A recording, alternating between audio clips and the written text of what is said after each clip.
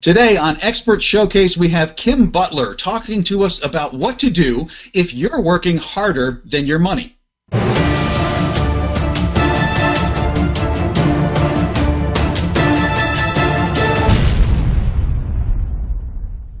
Well, Kim Butler, welcome to Expert Showcase. How are you doing today?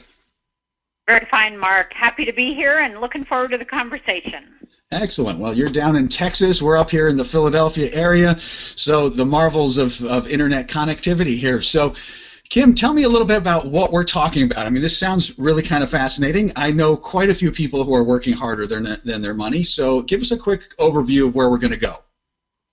Absolutely. Well, it's a joy to share this wisdom because people should work hard. It's good for us as human beings, but their money should work hard too. And they shouldn't be set up for loss. There are so many places where people are losing money, and we can give some examples today. But when we can get our clients' money working harder, then it enables them to feel more confident, have a better life because they're happier, because money affects everything, whether we like it or not. And if we're going to be working hard, our money should be too. Excellent. Well, I love this topic. I'm hoping to get some really good takeaways myself on a personal note. Hopefully the audience will as well, but I'm a selfish guy, so as long as I'm getting what I need, I'm happy, right? So we like to do things in threes on the show, and so we're going to focus on the three main takeaways for people. So let me do a quick rundown, and then we'll dig into those. So we're going to talk about finding alternatives to just storing your money in banks and money market accounts. We're going to talk about creating a more consistent investment income, and then we're going to talk about how not to lose your money. That sounds very important. So, Kim, let's take that from the top and tell me a little bit about your work when it comes to really just not just storing your money. Absolutely. So every family has an emergency fund, an opportunity fund, whatever you want to call it, cash, liquid cash. This is not an investment. This is dollars that they have available to go on vacation, to take care of the air conditioning or the heater when it breaks, et cetera, et cetera. And of course, you can have $100 in there or $100 million in there. I mean, it just depends on your family situation. But the typical problem is that people are storing this cash in banks and in money market accounts at brokerage houses. And as we all know, those accounts are paying less than 1% these days, and they're taxable. And that is not beneficial. The bank and the money market brokerage house are earning more money on that money than you are. In other words, you're working way harder than your liquid money, and you still got to have that emergency opportunity fund. So we talk about how detrimental that is, how the taxes impact it, how inflation impacts it. And inflation, as you know, is a stealth tax. You know, we go along 2, 3, 4 years, we don't feel it. All of a sudden, 10, 20 years, oh my gosh, a loaf of bread, a house, a car, whatever, costs so much more money. So this is a real problem that people have, is they don't have an alternative place to store their cash where it is growing at a rate that will at least keep pace with inflation, and even better, it's not taxed. That sounds awesome. So are you willing to reveal at least, kind of a secret? So what's an example, though, of a better alternative where I'm not just, having it shrink, basically, if nothing else, purely to inflation, right? Sure. I'm delighted to reveal the secret because it's over 200 years old. It's been around forever, and it's whole life insurance. And I know there's a lot of people that just immediately want to shut the off button and not even listen to the rest of this conversation. Don't do that. Listen, there's good advice coming right now. Well, whole life insurance is not an investment. Whole life insurance is a great place to store cash. And right now in today's marketplace, 2015, it earns around 4 or 5% without taxes.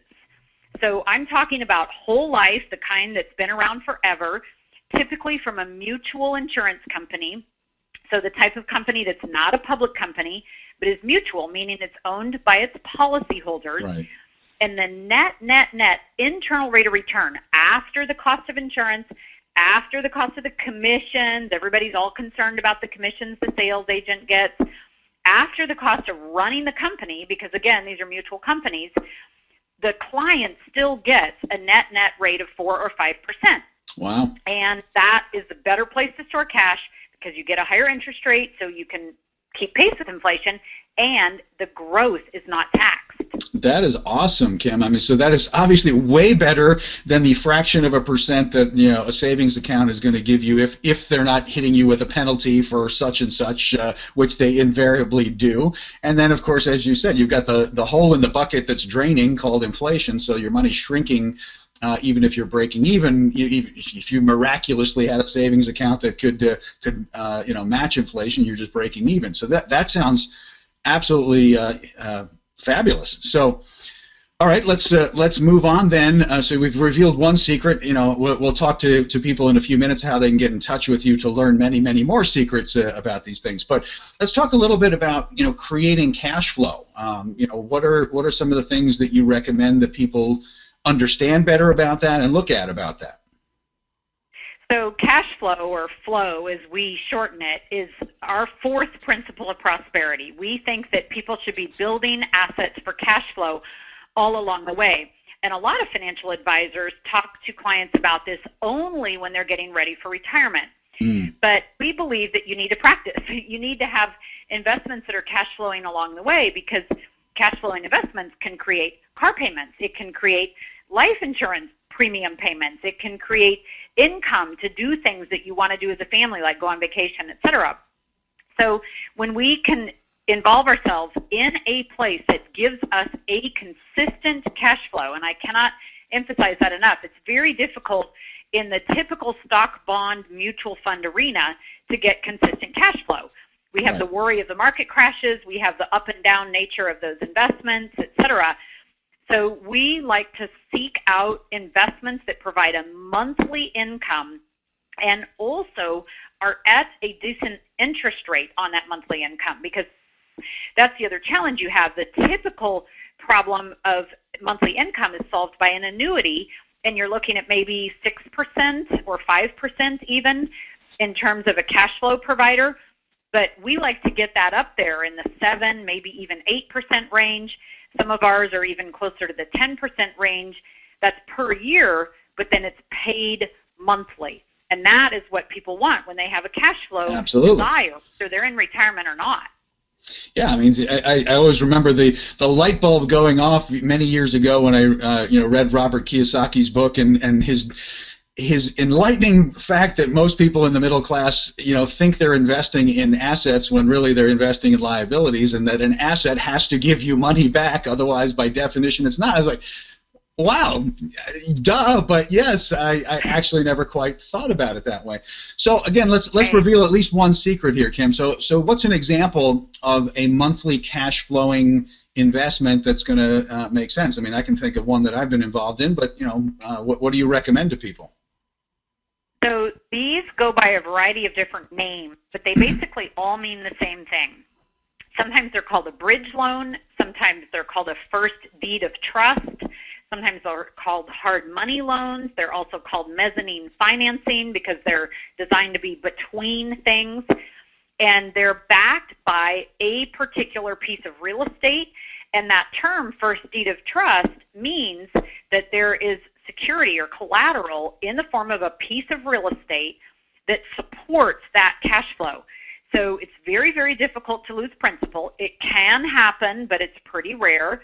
Yep. And you get the consistency because it's somebody's mortgage payment. Now, we don't like to do these with primary residences. We typically do them with commercial property or investment property.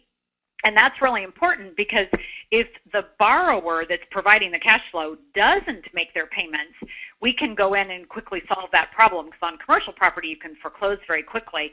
And we use very low loan-to-value ratios. So we have the ability to get out of those properties, and they provide consistent monthly cash flow, which is what people are looking for when they want that kind of consistency and income and to be confident in it. Right, so instead of directly investing in the piece of real estate and being the landlord and all the nightmares that people can have doing that, here you're investing funds in a real estate structure with a real protected cushion of value in there. So, as you said, yes, of course, there's always risk. You could lose, but you've structured the situation so that there's a lot of safety baked in, and you know exactly what that is heading in. So I love it. That's great. Well, I think that's a great segue then to your third point, which is, of course, don't lose your money. So that would be a very bad outcome if this is my rainy day, my safety money, my money that I want to protect and grow. So what are you talking about in terms of warning people not to lose their money? Well, losing money is one of the biggest problems people have with investment. So I want to separate out that discussion from the cash and storage discussion that we had in our first point, because you don't want to lose that money either, but typically people don't. They just lose it due to inflation and taxes. So now we're talking about investments, and the typical person is going to invest in the stock market with mutual funds or what have you, even all the exchange-traded funds and the index funds and the target date funds and all the various hybrids that are out there. The potential is to lose money. 2008 was not that long ago. No. And I'm amazed at how many people have forgotten it. They're right back to their old tricks, aren't they?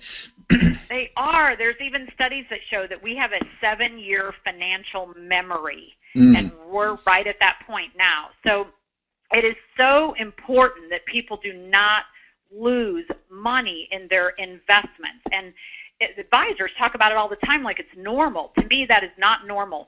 I have a zero risk tolerance. I have zero tolerance for losing money, mine or my clients. And most advisors want clients to create a risk tolerance questionnaire that has numbers on it way above zero, and I do not agree with that. Right. So we provide investments that do not lose principal. And again, the typical reaction to that is, oh, they must be boring and not earn any money. But to me, the definition of an investment is at least double-digit returns. Well, that sounds anything but boring. Is safe and double-digit returns sounds like something I want to pay attention to and learn an awful lot more about. That sounds really fascinating. So, yeah, I mean, you're right. I mean, when you meet with your typical financial person, they have that questionnaire, and they're talking about how do you feel about losing 30% of your investment portfolio? Oh, sure, no problem. It'll come back over the 10 or 15 year horizon, right? That is not okay. I like the way you think, Kim. I really do. So, Kim, I'm going to wrap us up at this point, and I'm going to tell people how to get in touch with you because, I mean, clearly you very much are the expert. You're rattling these things off as if they're everyday, because they are everyday to you, and that's what people need to get connected with so that it becomes everyday thought process to them as well.